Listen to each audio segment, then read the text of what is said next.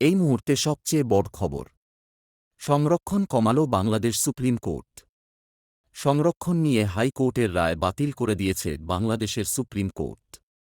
বলা হয়েছে, সরকারি চাকরির ক্ষেত্রে নয় ৩% নিয়োগ হবে মেধার ভিত্তিতে। ছাত্রছাত্রীদের প্রতিষ্ঠানে ফিরতে বলেছে আদালত। কোটা সংস্কারের পক্ষেই গিয়েছে আদালতের রায়। কিভাবে সংরক্ষণ ব্যবস্থার সংস্কার করা হবে তারও রূপরেখা তৈরি করে দিয়েছে বাংলাদেশের সর্বোচ্চ আদালত।